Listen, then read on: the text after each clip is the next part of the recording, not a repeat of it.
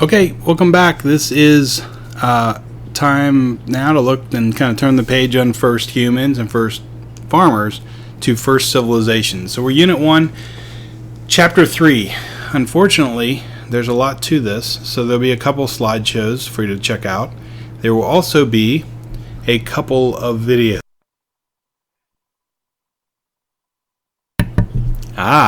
Mute button. That was a pretty good sneeze right there. Anyway, there will be a couple videos for you on this. I wanted to kind of put it all in one, but then when we started looking at it, I wanted to have some depth too for Egypt and Mesopotamia. And our first free response question for this year that is going to be done as a take-home for my class is we're going to look at either Paleolithic and Neolithic and comparing them, writing the comparative essay, or you're going to do a comparative FRQ on Egypt and Mesopotamia. And there are first two up here on the screen. So you've got your ziggurat up here in the top left. Ziggurat smoking, hazardous for your health. Like, I don't think you should pick this thing up and try to smoke it. I don't think you should smoke anything. It's not good for your lungs. If you pick that big, huge building up, it might kill you. And maybe you even get lung cancer. I don't know. So that's the Mesopotamians. To the right of the Mesopotamians, the Egyptians. And you probably know that at home, don't you? You know how this works. You've seen the Egyptians before. But what about these toilet bowl guys right here? Any idea what that might be? Oh, Norte Chico. The guys down there in Peru. And we found out about them just recently in history. You would think that we would know about these people, but they've just uncovered their ancient civilization back, I believe, in the early 90s. And then down at the bottom left-hand corner is the Indus River Valley civilization of Pakistan. To the right of them, Chinese. You may say, hey, Duaz, they didn't start building that Great Wall just yet. That is kind of true. But I'd also say that the first emperor, and we'll learn about him here in a little bit, the Qin Shi Huangdi, which means first emperor of the Qin, or China, he commissioned the first building of that wall. So that's a good reason that we have a wall there, and you'll know it's China that way, won't you? To the right of that are the big-headed folks of Old Mexico and Guatemala, or the people we call or refer to as the Olmec, kind of the precursors of the Mayans. So this quick slideshow, it's actually kind of big, is Egypt and Mesopotamia only. The next four of these are in the next one, the next notes. So without any further ado, let's get moving here. These are the 6 of them kind of spread out across the world's map there, and most of them are near major bodies of water. I don't think you could say that they were all river valley civilizations, especially those in the Americas, although there are rivers nearby, I'm sure. The Olmec doesn't have a massive river running through there, not one like the Nile River or the Tigris and Euphrates or the Indus River or the Yellow River in China. So let's look at what accounts for this breakthrough to civilization. This is rather a new thing in the world's history, and we've been going a long time here in Paleolithic times. And then first farmers, where they're just kind of first farming and having these farming villages like Jericho and some of the other ones we looked at in the second chapter. And Katahoyuk, that was another one. There's 2 or 3 other ones. But now a civilization. And someone asked in class the other day, Mr. Duaz, Mesopotamia, was that like a city? It's an area. And there were many city-states involved there. So why did these city-states emerge? And this is really what this question is all about. And you may want to, as we go through these, pause the screen if you're writing it down and jotting down some notes, and then press play again, or click on the video and press play. But civilizations have their roots in the agricultural revolution, of course, because you have to have enough food to feed everybody.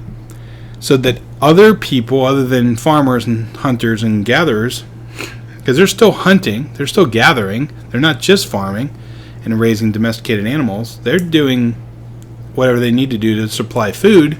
And I'm sure there's some hunting and gathering, just like there's some hunting and gathering today. Mostly you're hunting and gathering in the grocery store. But these guys in these new civilizations are able to now specialize in different kinds of jobs. You could be a scribe, where that's all you do is do writing. You could be someone who is an architect and you're building or planning on building the pyramids or a ziggurat or some other temple. Maybe you're a person who is going to help organize a large-scale irrigation project. That might be needed in places like the Indus River Valley civilization, where we have evidence of salinization, which are the salt deposits within their water supply. That's a problem, and if they had that going on, that might be one of the reasons why they failed to keep existing as a civilization. How about the privileges of the favored groups? This means if you're someone who's no longer a hunter or gatherer, but maybe you are a privileged person, to protect those privileges or royalties or rights, you have a civilization that would be helpful. Otherwise, it's hard to do that when everybody's equal and everybody shares. It's also hard to have war when everybody's equal and everybody shares, because now you have things that you are willing to fight and kill people for to protect them, whether it's loved ones or valued possessions or land or whatever. How about the influence of trade? And we see a lot of evidence, this is in the textbook too, of Indus River Valley and Egyptian civilizations trading. We have evidence of the Indus Valley, they're like almost like stamps or seals that they have found, and some of them have shown up in Mesopotamia. How about the growing density of population brings about a fundamental motor of change in the world, which is competition.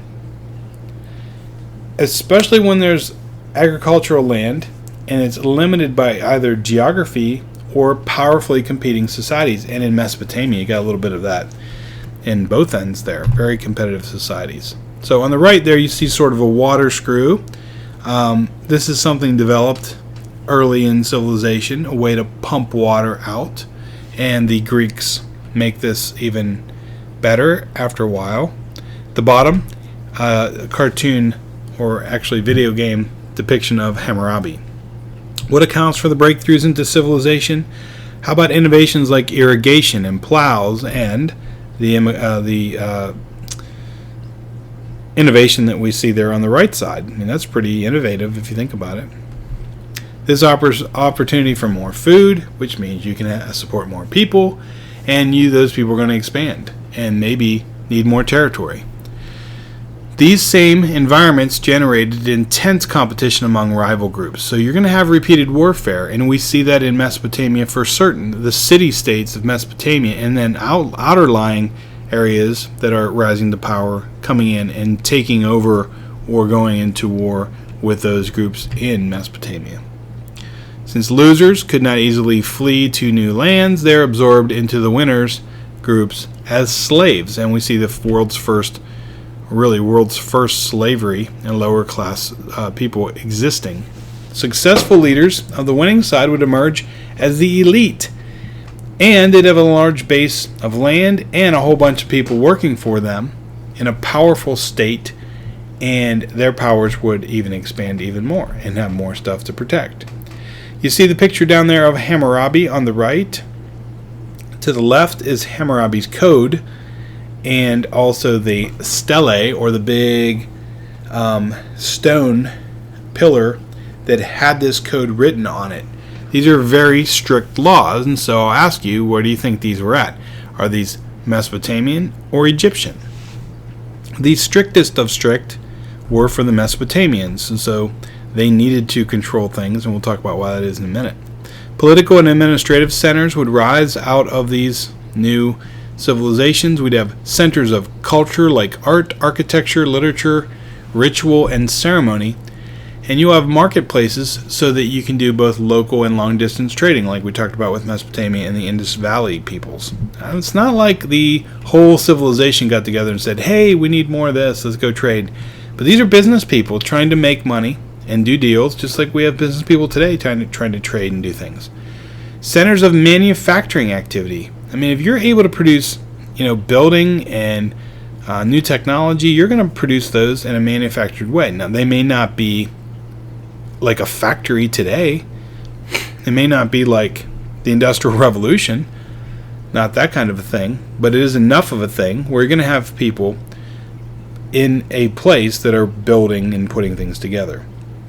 I mean, just look at that depiction, kind of colorized version of what the ziggurat looked like. I believe this is in Ur, U-R-Ur, in Ur, and you can see a boat with a sail in the distance. You've got guys with things that they're trading in the foreground. And how many domesticated animals do you see? You've got a donkey or an ass. I think it's a donkey. You've got some sheep or goat, and you definitely have some oxen or a cow of some kind. Go Longhorns, man! Go Longhorns! And that temple is a place where they would go. Many people believe that that's where they would maybe do ritualistic sacrifices of either goats or animals to the gods to appease them in Mesopotamia. So where did the first civilizations emerge? Let's talk Mesopotamia. Now, in this picture, some of these women aren't wearing very many clothes. Well, part of the reason there is because it's always Sumer in Mesopotamia. Get it? That's like a Sumer Mesopotamia joke. This happens independently in Mesopotamia. It happens independently in 6 other locations. That's part of the key here, is they're not really connected. I think there's a little bit more connection in Egypt in some ways because it's close by and there was some carryover in trade. But the other 5 locations are definitely completely independent when they first emerge. And I think Egypt emerges independently, but they continue to do well because of the help in trading with Mesopotamia. You'll see some of that here in a bit. So Mesopotamia is located in a place called modern-day Iraq. Let's go back here for a second. I almost forgot. So why are all these women kind of like sitting around, and is this a fashion show? Is that what they're doing? And why is the guy kind of like pointing at her? And here we have some Sumer wear. Not exactly. Anybody guess what might be happening here? This seems as though they may be trading, bartering, or purchasing women. Maybe slaves in some ways. Maybe wives. Maybe that's what they're trying to do here. But those are all men in the background who are looking towards the woman who's standing up there. Now, is she a respectable woman because she has a veil on? And she does up there, doesn't she? So maybe this is not quite prostitution as we may consider it to be here in a little bit, but it's hard to tell. This is definitely a painting depicting a scene of Mesopotamian life. And so when we talk patriarchy later, or as I like to call it, Patty and Archie, and who's winning? Archie. Usually patriarchy favors the male in the gender war or role battle, I guess you could call it. So let's talk some more. We'll come back to that. Mesopotamia, the land between the 2 rivers. One way to remember what Mesopotamia stands for is if you are familiar at all with this Iraq War. It was a mess. Opotamia. It was a mess. I mean, the United States invaded that country, said it was because of weapons of mass destruction, which we never found and didn't seem like they existed. Then we had another list of reasons that we went. It really was sort of almost like a distraction from the war on terror because the Mesopotamians, the Iraqis, they had nothing to do with the terror plot on 9/11. In fact, they tried to prove that that was the case too. There really wasn't much proof. Some of it was based upon research and spying that they had done, and some of the people in Iraq just kind of lied so that they would benefit from a war in Iraq. But it was a mess, and some of your parents or brothers or sisters or family members may have fought in Iraq, and that's also pretty messy. It was a tough conflict. So, if that helps you remember that this is a turbulent place, so be it, because it's a turbulent place during Mesopotamian First River Valley civilization time. So you have natural spring floods that could be very violent and very unpredictable. You can't like set your clock or your watch to it and say, you know what, it's that time of year, I bet it's going to flood and we'll have crops coming in no time. In the fall it'll be great because all the crops have been irrigated and our seeds have been well fertilized. Not the case. People would die in these floods like they were dangerous. because it wasn't like a controlled situation for a lot of them.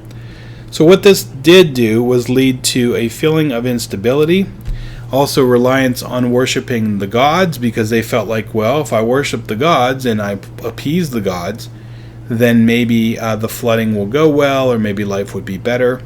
There's another situation here, I think it's later in the slides we'll get to, but I'll mention it now, is that the way the land was formed there and the geography of that location, there really isn't a very good protection from invaders in other city-states or even nearby in other territories. So there's not like you have the natural defenses of the Nile River Delta, that it's hard to get down the Nile River from there. Or the simple fact that, there's a desert on one side of the Nile River Valley, and that's the side no one's probably going to be coming from. So irrigation is super important to the people of the Mesopotamian Valley here. If they can somehow gain some control over this water, that would make life easier to deal with. Writing is formed, as we talked about with 6 classes during the summer. There's the cuneiform writing system, which emerges there. You see some cuneiform on the stele of the vultures, which is there on the right, a limestone fragment of a victory stele from a war and a battle from Mesopotamia. So what is this city-state? It's a small independent state consisting of an urban center and surrounding agricultural territory, a characteristic form in early Mesopotamia. So city-states were where it was at. And you see a list of them there in the map. Babylonia and Babylon is one of these major cities. You could say basically where Babylon is pretty close near and close and nearby where Baghdad is today. It's not far from there in Iraq. Some believe that the historical location of the Garden of Eden is down here near Ur and Eridu. This is the area that unfortunately their dictator Saddam Hussein had flooded and then drained, and really what used to be maybe potentially the biblical Garden of Eden has been destroyed over time by people much like him that were mean, nasty, cruel, and hateful. Here is the battle formations on one of the sides of the fragment of the stele of the vultures, and you can kind of see, that's why I made this pretty big, the different helmeted men across here. And then these are their spears and their shields that kind of overlaid on top of that. This is very like Greek, Athens, Sparta war like. Very similar way of doing it. So here's Mesopotamia, and you can kind of see where the Neolithic states were. Neolithic are your little tiny, or sites were. There's Jericho here. It looks like a little rat or mouse. But what is it? It's a plow. Over here are all your city-states from Sumer, Uruk, Babylon, Kish, and then the Nile River Valley nearby. It's showing you the alluvial plain. This is the area that would flood. And then the Fertile Crescent as a whole, this area that was, at this time, very fertile with pretty good farming. So Mesopotamians feared their gods, who they believed were often violent because they would have a flood that would kill a lot of people. The only way they could really think through that is to say, we must have done something wrong, not appease the gods, and so therefore they're taking it out on us. How can we pacify them so they no longer do this to us? They imagine the gods being anthropomorphic, which means like us humans in form and in conduct and the way they acted.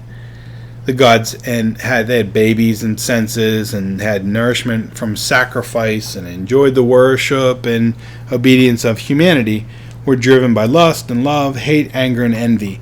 This is very similar to the Greek gods in many ways.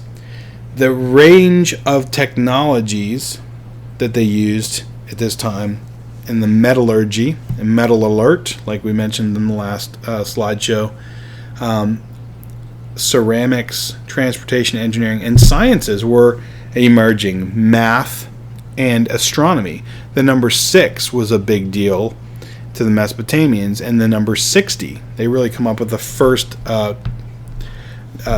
units of 60. Today we use that in a minute or an hour. Sargon is the Akkadian king, first to unite most of Mesopotamia into what's called the Akkadian state. But it fell in 2230 BCE, and you can kind of see to the right, I think you would fall too if Sargon took a hit like that in the eye. Ouch, Sargon, take me away. A new city was founded called Babylon, and its king arose with mighty powers. His name, of course, Hammurabi. He also had a code. We're going to talk about that in a minute. But Babylon's the largest, most important of these Mesopotamian cities, kind of like, the capital of these different places. It was the main city-state for many years. It achieved particular eminence as the capital of Hammurabi in the 18th century BCE. Later, as the Neo-Babylonian king, the Nebuchadnezzar, which is also the ship in The Matrix. If you've ever watched The Matrix, it was named the Nebuchadnezzar. Everything in the movies is just based on history, which is kind of cool. That's in the 6th century BCE. Hammurabi conquered many city-states and is best known for his code of laws, and you can see they're inscribed there, and there's the stele.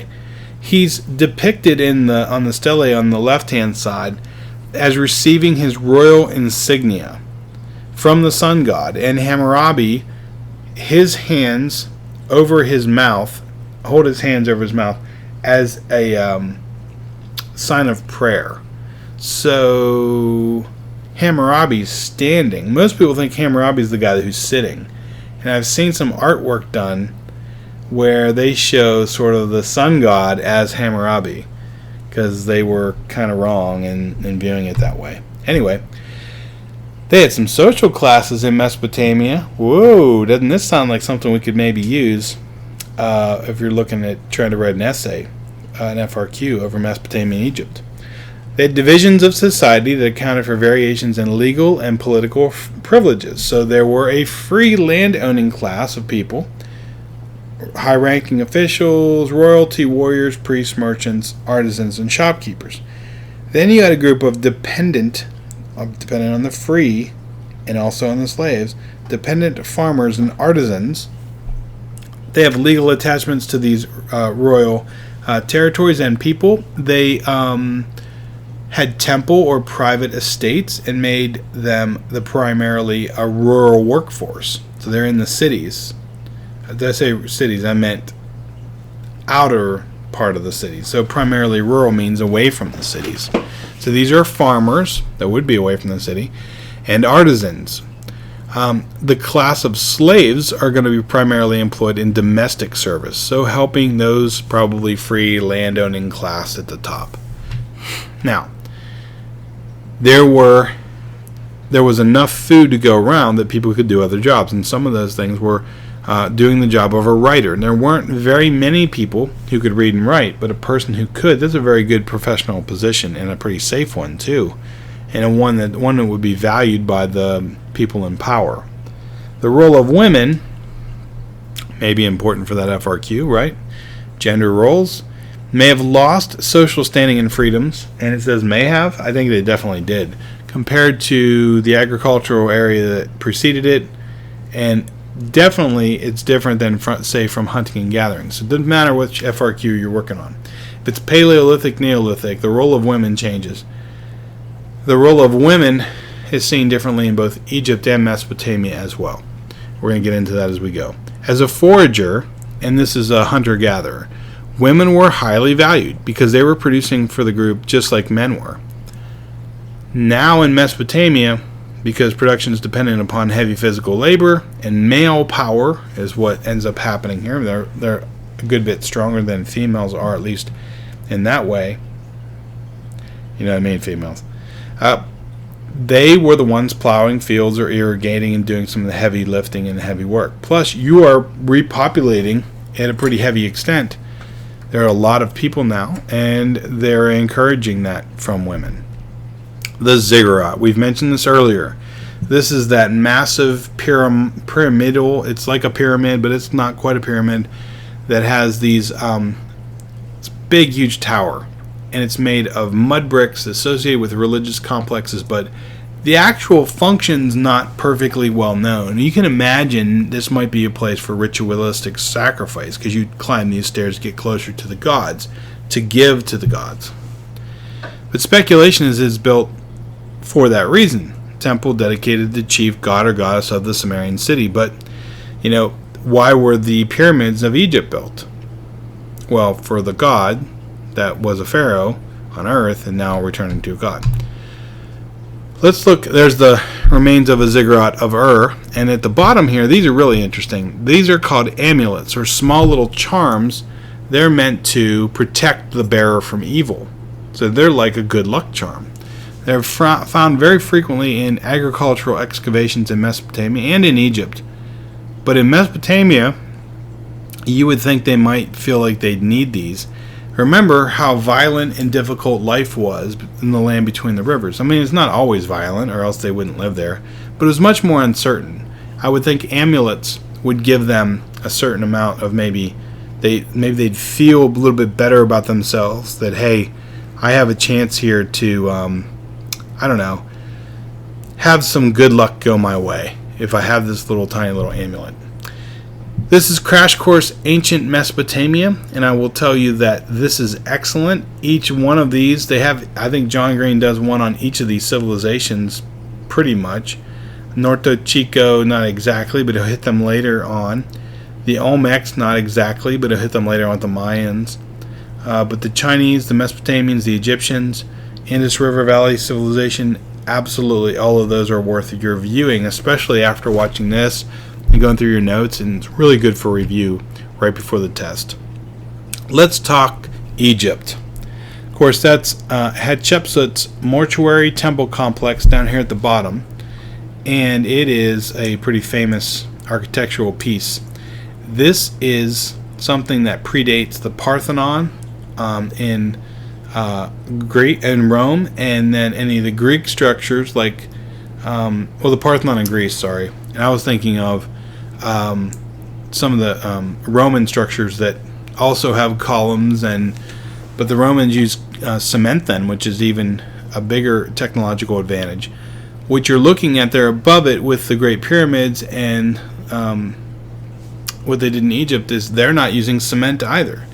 So how did they build the pyramids? How did they build this stuff? Well, as we learned this summer, it's not really slaves as much as it is free people who are working hard and working for a good wage. Most of the time, beer, bread, it's a bit of a trade or barter system. They may get a little coin that they can trade in for those things. So let's look at Mesopotamia and Egypt as they compare with patriarchy. This has to do with gender. So,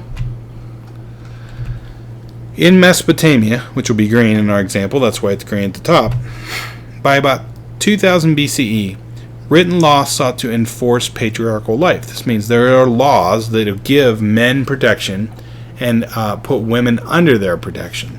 Law supports the unquestioned authority of men. So it's not even like a question of, well, women might not have... No, they didn't according to the law. Laws went as far as to regulate the female sexuality, meaning that it was up to the men to choose how they were going to use their property or their women. If it was for the reproduction of kids, then it was up to the man. Women were sometimes divided into two groups. You were respectable women who wore veils, which is interesting because for a lot of people, you would think that the veil would be like a shameful thing. It's not a shameful thing. Even today, a veiled woman is probably someone who feels very, very proud of their cultural background. They're not being veiled because they don't want to be. Many times they're being veiled or they're wearing the headdress because they are very religious. But these are women who are under the protection and sexual control of one man, and often outside the house, certainly they were going to be veiled, that no one could see them. And then there's the non-respectable women, who you'd think of as slaves, prostitutes. They were forbidden to wear a veil because they were not quite as good as the respectable women. So don't think of the veil as a negative thing as far as how they were viewing them. powerful goddesses of the early Mesopotamian civilizations, and there were some, were now being relegated to the home and being replaced by male deities. So these female gods and goddesses, or female goddesses wouldn't be a god, that were, we saw some of them. The Venus figurines, for example. They are now being relegated to the home, and maybe it's something in each home that they'd be comfortable with, kind of having worshiping a goddess, but most people are now publicly, of course, worshiping gods that were of male type. So let's look at Egypt. Have these already pulled up here for you. Patriarchal society, which means, you got Patty and Archie, patriarchal. Who is going to have more control? Is it Patty or Archie? Well, it's definitely Archie. Or you could say, is it Patty or Patrick? It's Patrick who's running things. It doesn't matter how you remember these things. Come up with some way and break it down for yourself. Give yourself a way to memorize it, even if it's like something silly. It'll end up sticking better if you do that. But Egypt's a patriarchal society, but it affords women greater opportunities than it did in Mesopotamia. We know this already, just thinking through it. You know of Cleopatra probably, and she's not going to be in the history book for a while. Next unit, but she's not early Egypt, she's later history of Egypt. More recent. But it afforded women greater opportunities in Egypt than in Mesopotamia, and you kind of know that. That's Hatshepsut at the bottom, the first ever woman, it was a pharaoh. Women were recognized as legal equals to men, and they certainly were way more equal than in Mesopotamia. So in what ways were women equal to men? In these certain ways in Egypt, they were. They could own property. That's kind of a big deal. I mean, even in Greece, they're not going to be able to own property in Athens. They could sell land themselves. They could make their own will. They could sign their own marriage contract, which means they could choose to be married or not. And they could initiate their own divorces. That is a big deal. So women held a lot more power, even in just the normal, regular home. A royal woman occasionally exercised significant political power like Hatshepsut. But even King Tut's mother had some political power because her son and other sons like that were so young that they had a chance to have some power while their son was being prepared to be the pharaoh, or king as we think of it. Women were not veiled in Egypt, and that's another way that they're different. And art depicting married couples showed them as being equal, and men in affectionate poses as equal partners. It's very interesting. So looking at the two together and making these quick comparisons, you ought to be able to see, and you can pause this and kind of look at it quickly, that who was more patriarchal, Mesopotamia or Egypt. And if we're thinking patriarchy being a male-dominant society, gender-wise, it's absolutely the more patriarchal would be Mesopotamia on this side, on the opposite side of the green side. Egypt afforded women much more leniency or equality. So the god in Egypt, and there were many of them, but for a small time there was a sun god, and it was based upon this. I'm not going to read all this to you because you can read it, and this isn't the kind of thing that's on your test. But I do want you to be thinking through this now. We've talked Mesopotamia, the land between the two rivers, and how unstable it was, how messy it was in Mesopotamia, how people were afraid, not of tigers, Euphrates and Tigris, but they were afraid of the flooding and the uncertainty of life. They worshipped many gods and would sacrifice to them. Things were much sunnier in Egypt.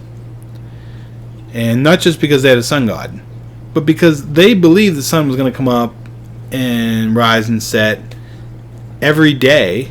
They didn't quite know how that happened. They thought that they needed a god to do it, and that's where this guy came in. However, they had a sunnier disposition. They believed the sun would come out tomorrow. Bet your bottom dollar that tomorrow. Now, much of it had to do with the sun god who would have that happen. his name was Re. So, Ra, some people call him Ra, but it's Re. Akhmun Re. Akhmun Ra. That's another way of saying a sun god. But let's flip the page here. If you're interested in that stuff, there's plenty of that out there for you. But even Strayer doesn't get into that very deeply. So, and that's not on your test either. It's not, that kind of thing is not going to be on there. This is the kind of question that is expressed pretty well on your test. In what ways is social inequality expressed in early civilization? Social classes, right? Social classes. This is in all early societies, not just Egypt or Mesopotamia. So the top picture there is a picture of what they think or believe that Hammurabi would have been like and how they may have gone to him in times of difficulty. He had a big old cat right there. That's pretty wild. And of course, you know this guy down here, and the next slide, the next part down, this next picture, would be a mummy. Could even be a daddy, but he was mummified.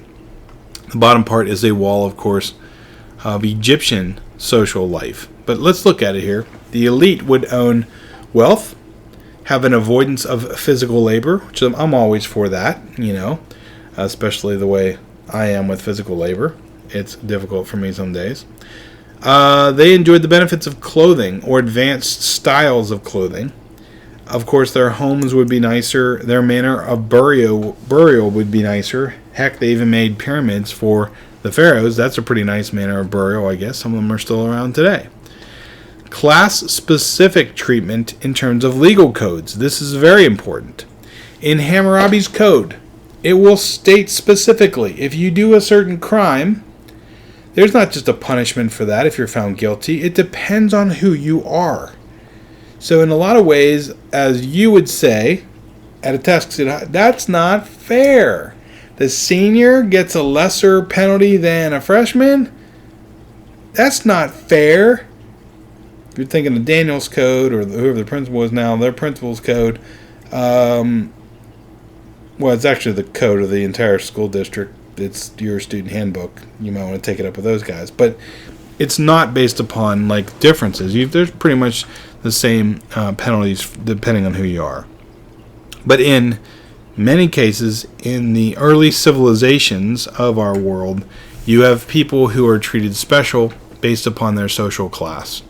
How about hierarchies of classes emerge? I mean, this is very much a departure from the equality of the Paleolithic era. And slavery. It's derived from warfare, where you're going to be able to get your slaves. Criminals and debtors all made up the slave class. Let's talk about the gift of the Nile. This is a very fertile area of the Nile River. This is why this place is still called Egypt today. And guess what the Mesopotamians called? Iraq. It doesn't even have the same name. Sometimes people refer to it as Mesopotamia, ancient Mesopotamia, but it's not called Mesopotamia anymore. It has a different name. Egypt is still called Egypt. It's been a civilization for a long time. It's been a place that's been under Egyptian government for a long while. And they're having some difficulties right now. I'm not really getting into that, but they're experiencing an Arab Spring. Anyway, the Egypt gift of the Nile means that the Egyptians look at the Nile River like this is a gift from the gods. It is as stable as the Mesopotamian situation is unstable. This is a big difference. If you say to me, well, they're both river valley civilizations and they both, love the rivers that gave them food and nourishment and crops. Yeah, but one had a seasonable flooding that you could bank on. It's going to happen every single year. It's predictable. The black land, the soil surrounding the Nile, and then you got the red land, which is inhospitable in Egypt. That's more the desert side. In Egypt, you can bank on it. That's where they get the sunnier side of life. Okay, so you see a good picture here on the right of the satellite imagery or the Google imagery there of where Egypt is. The Nile was also a main source of travel. It's really like their freeway system then. They would irrigate and create channels where they would go from one place to another just on a boat. There was a lot of boating, and they can get to places pretty quickly. This spurred trade and commerce between the people of Egypt and the people who were coming in to trade along those waters, who were coming outside of Egypt to trade. So rain rarely falls in the southern part of the Delta region. So when it does flood in the Nile River area, people were happy about that, and then they could depend on it flooding. When the floodwaters came out over the banks of the river, of the Nile, it would then recede over time, and what are you left with? This black land, this land that has now silt, and it's come up from the bottom of the river. This is very rich in minerals and would provide very, very good farmland. So usually flooded in a very orderly fashion. Most Egyptians are viewing the world as a stable place. I think we've been through this quite a lot now. Hopefully that's in your mind and you have that set. This is the Egyptian riverboat, an example of what it looked like. Sometimes manned by many people. And you can imagine with all that rowing, or can you, I don't know, that you would get to places pretty quickly. So what was it like to be Pharaoh? You're the central figure of the Egyptian state. You're believed to be the earthly manifestation of a god, or the gods, and you used an absolute powerful word to maintain the safety and prosperity of Egypt. There is a small time period where the Egyptians believe in a sun god, or a single god, and that's not so surprising when you consider the fact that if you're worshiping one pharaoh, could you worship one god? This is similar to what we'll talk about with the Romans and the emperor. And the transition to Christianity, when there are many gods of polytheistic religions of early Rome, to be able to say, okay, we believe in Christianity as a Roman state, it makes some sense when you think about it. One emperor, one god. So in some cases things were so stable in Egypt, there are periods of time in their history where a few have posited and pushed and said that maybe there's just one more important god than the others. Obviously, like, some families would worship singular gods more than the other gods. But these are a couple terms, and most of you are familiar with pyramids and this concept of the divinely created, maintained order. I'm going to skip through some of this. It's not really a big part of the test, but to understand the idea here. Let's look at the pyramids. Another thing that, not going to be much about pyramids on your test. But the building of the pyramids, the real big ones that have lasted the test of time, all happened during the Old Kingdom. And so these are really ancient. And the pyramids were incredibly well engineered. What was the reasoning behind their engineering? Well, initially they were mounds, and the idea was that the earth was formed when a mound appeared, and then plants and things grew out of it, and so did people, so did the gods then. And so this age of pyramids lasted about 1,000 years. The idea was that the pharaoh would be buried inside of it. And you can kind of see that at the bottom here where the shafts are, that people go in, and the subterranean chambers where they would house the pharaoh's body in a mummified form. So how did the administration and communication of this place, Egypt, differ from Mesopotamia? Commerce fell into the hands of a strong middle class to drive the economy. That's not going to be the case in Mesopotamia. It's much more upper class and then lots of lower class. Not as many middle class persons. The Egyptians, the bureaucrats, had a very organized government. They kept track of annual taxes, sometimes as much as 50% of the whole revenue. You're not going to pay 50% in taxes unless you're a pretty happy citizen and you feel like you're getting that money back in terms of service to from the government. But when you think of the government and the ruler as a god, maybe it's a different way of looking at the world. I mean, half of our country will always look at whoever's in power and not trust that person in any way. The other half will maybe worship him like a god. It's messed up in America. Thebes, aka the Luxor, is the capital city of Egypt, the home to the ruling dynasties during the Middle and the New Kingdoms. And this is not the Old Kingdoms where the pyramids emerged. Literacy drives the administrative process. So you have the writing system at the bottom there, hieroglyphics. there was hieratic script that was just the business scripting of it. So it's kind of short form for businessmen to be able to keep track of their transactions. Mostly written on paper, papyrus, which is made from the reeds that grow along the banks of the Nile River. Kind of like bamboo in a way, but they were not as hard. I guess you can make it into paper. But literacy is confined to relatively small number of people who are scribes or administrators. But a scribe's job is pretty big one. And today we're kind of lucky when we find their work, because we can learn more about the place that they're at. I want to really recommend this to you. There's John Green's videos, which are great, but this video by Peter Weller, and many of them called The Engineering the Empire and Empire. Oftentimes we'll see bits of this in class. And Peter always comes out in the very beginning and he'll say, "Hello, I'm Peter Weller." And you'll see Engineering an Empire on many different civilizations that we study.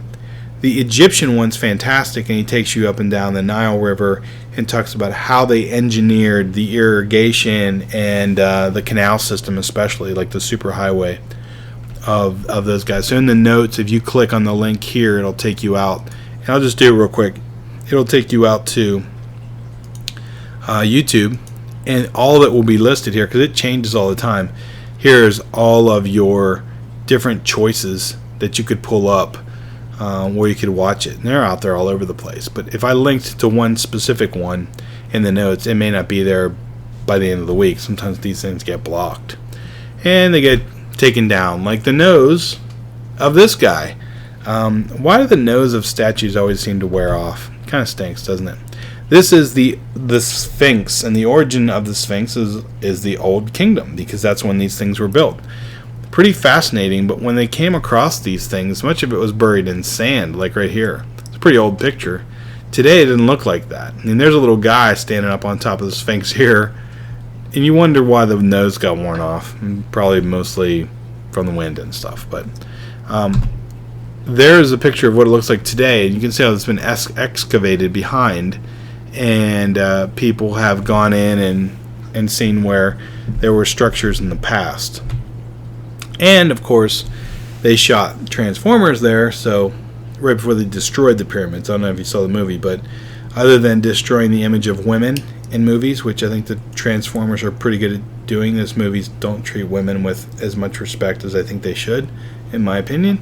Maybe I'm crazy, but they show them in overtly sexual orientated ways, in my opinion. This one, The Revenge of the Fallen, was even hard. It was hard for me to watch. It was like pretty much chunks of metal flying everywhere, pretty much the whole movie, but not recommending it actually. But you can see the pyramid there breaking, and the bottom image there. They actually did film them at the pyramid, so give Michael Bay and crew who do the Transformers credit for that. I thought the first one was pretty good. Here is the temple again of Hatshepsut. Remember, this is showing you how difficult this must have been to carve this out of stone like they've done. It's pretty amazing. This is a scene from the Egyptian Book of the Dead, so some of you may be familiar with that if you've read some about Egyptian history. This provides Egyptians with the instructions they need to complete the arduous journey to gain a blessed life in the afterlife. So really interesting stuff here about why they decided to do the things they did, from mummification and building of pyramids. And, you know, Kanye would agree that this is amazing stuff, right? The guy in the middle there is the man who found King Tut. And at the top is an image on the cover of National Geographic about what they believe the face of King Tut would have looked like. I don't think it's that hard to imagine because they have the face on the outside of the sarcophagus, but I mean, it's more realistic than you would think.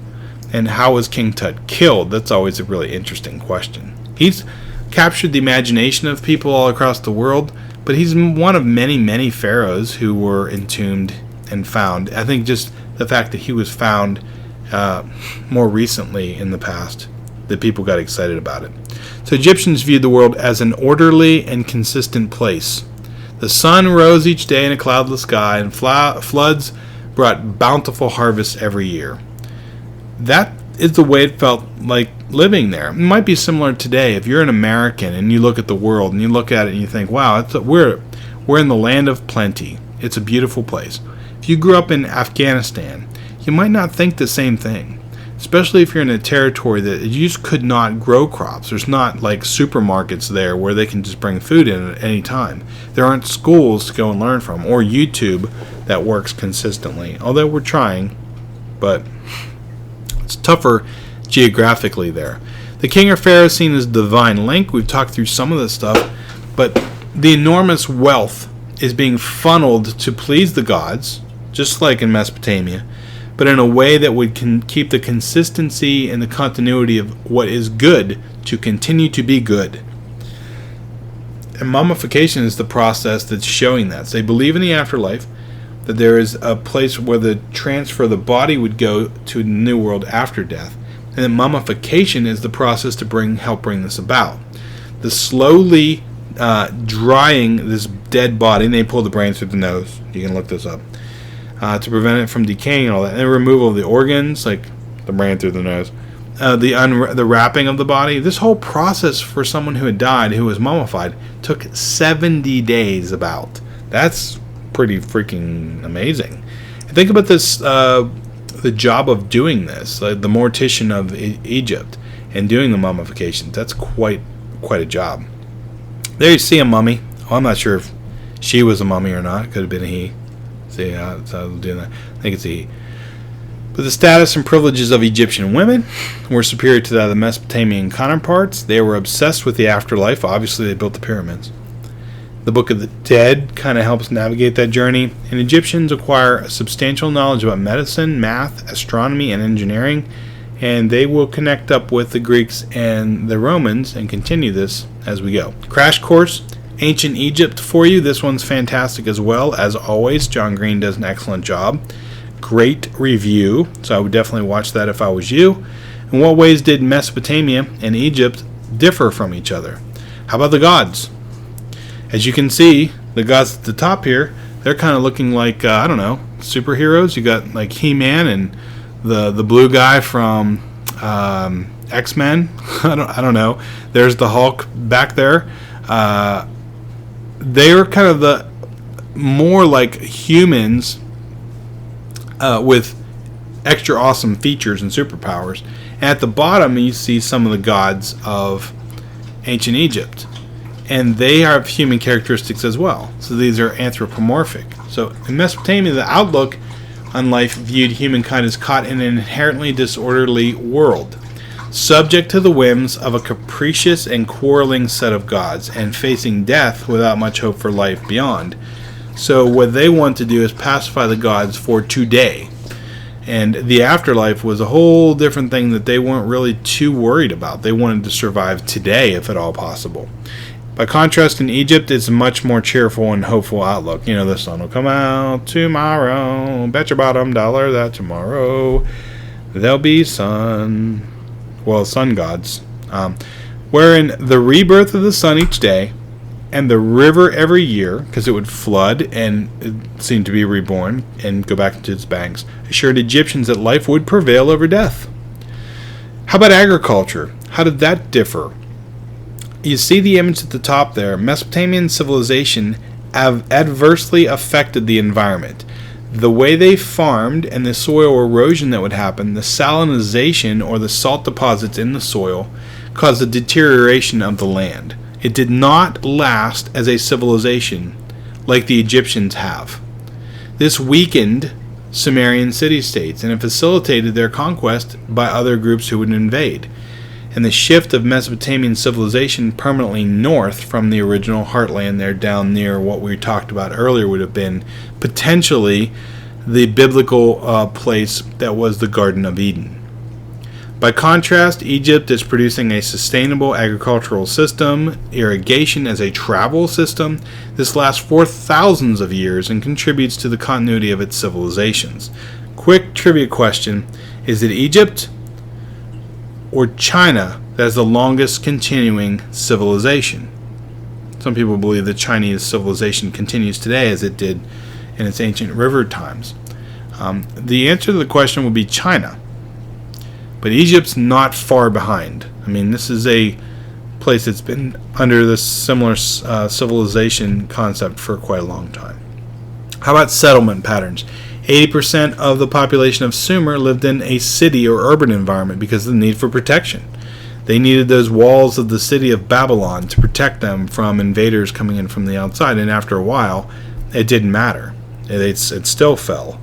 In Egypt, cities are primarily political, religious, and market centers where they did a lot of trading.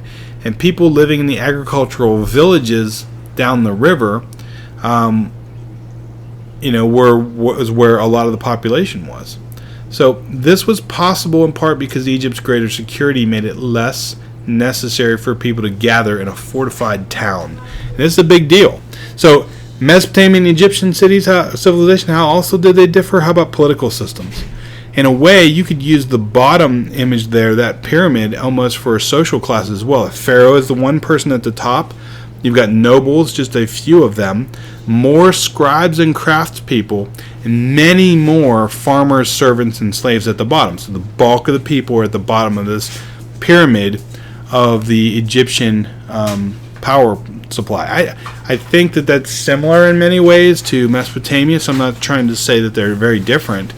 But the Sumerian city-states were larger in number. Egypt was one bigger overall society. The political system of Sumer, the first Mesopotamian civilization, consisted of independent city-states, so many different city-states. They're independent in ways almost like the states of the United States would be. And they frequently fought each other, and those were subject to unexpected attack from even outside of them. So the instability, politically, was similar to the instability with the flooding and the reason that they were so dependent on the gods as well. So in contrast, Egypt's unified. And their early history is under the pharaoh and the head of a strong divine monarchical system is unquestioned. I mean, this is the way it worked. Now, they had some struggles with Nubians to the south of them and to different areas, and obviously the Romans come and gain some control, and before them the Greeks under Alexander the Great. He is the pharaoh of Egypt for a while. We'll learn about them next chapter. But while over time the pharaohs declined in real power, the political tradition helped Egypt to maintain unity and independence with occasional interruptions for 3,000 years. And I would say one of those occasional interruptions is right now in history. In the year 2013, and for the last year or two, we've seen incredible upheaval in Egypt. So how about geography as a factor here? You see both kind of Google images from the earth of lower Mesopotamia, and you can see where there could have been some green there, but it has faded over time. And you still see where the green of the Nile River is. The Nile is much more predictable. The yearly flooding facilitates that. The Nile River Valley is more protected from invasion. These are the same things we've been saying as we've gone through the notes. So if you need to pause this and jot down some of these, you can. In what ways were these two civilizations shaped by interactions with their near and distant neighbors? I would say that Egypt is very well shaped by the trading they did with Mesopotamia. If you look at their system of writing, it's very similar in some ways to what Sumer and their cuneiform, the web-shaped writing was like. There are some web-shaped symbols in the hieroglyphics. Some argue that Egypt's step pyramids and system of writing are both Mesopotamian models. Is the step pyramid not just a ziggurat, but maybe arranged a little bit differently? And remember, at first there is no point at the top of the pyramid anyway. They were kind of meant to be mounds. Indo-European pastoralists, who we're going to study here, that's just north of Mesopotamia, influenced both Mesopotamia and Egypt as they migrated into the region, and some of them are going to take over and form new empires, like the Hyksos into Egypt. Egyptian civilization adopted new kinds of armor and bows, daggers, swords, improved methods of spinning and weaving, new kinds of musical instruments, and olive and pomegranate trees. These are just examples of how they are shaped by their distant neighbors. So let's talk patriarchy, and then we'll be done with this part of the slides here. How have we explained the origins of patriarchy? You see the image on the right. If I had a hammer, I'd smash patriarchy. And the woman picks up the hammer and says, "I've found it." The hammer labeled feminism. So the feminist movement is really a movement against male dominant control. That's probably a more modern image there, but the historians have seen plenty of patriarchy here in these chapters. Patriarchy, we're going to learn and hear about it all through the fall, so just kind of hang in there. If you learn it now, it'll be a little easier as we go. Transition from primitive agriculture, performed mostly by women, to now intensive agriculture with animal-drawn plows and intensive large herd pastoralism. That's going to be done by men. How about the growing population of civilizations? That's meant that women are going to be pregnant more often and more deeply involved in childcare than before. See how we're doing blue and kind of a pink here, blue being male points and the pink being maybe more female oriented issues or things to think about. So the next blue point here is men, because they were less important in the household, were able to take positions of economic, religious, and political authority. As societies grew more complex, they had more power and control. They're shaping the values, the practices, the traditions of their society in a way that benefits them. And what the historians are saying here is they're going to write laws and do things that would give men the ability to keep their power and limit the power and authority of women. This picture says the elite patriarchal power struggle. Think about it. Okay? It's a woman trying to get this point across. And women had long been identified with nature because their intimate involvement in reproduction, and we saw that with the Venus figurines. Those are fading out of favor, and now you're seeing more male-dominated gods in these two places. Civilization now values culture and the human mastery over environment, which men are facilitating, and so it's no wonder that patriarchy is winning. Men valued agriculture, monumental art and agriculture, and they create the large-scale cities and states. What are women doing? They're being associated with a more inferior dimension of human life at this point. Nature, creation. While the men have the responsibility for the high order of culture, political power, influence, and the last point is really important. Because what are we going to talk about here? Large-scale military conflicts. When you've got a big group of people living together, and you're accumulating all your stuff and technology and food and this is your wealth. Other people want to get a hold of that. You're going to have to protect your peoples, and so the men are leading these armies and with these conflicts. Professional armies that are protecting an area, and maybe not armies, but in this case, they're building monumental works. I mean, this could be very well be a ship that they're building. I mean, I don't know what they're building, but it could be. With military service largely restricted to men, needs of warfare served to enhance the power and prestige of males and the male warrior class. The emergence of private property and commerce may also have shaped the status of women, because now private property owned by men and the law of the land is protecting that.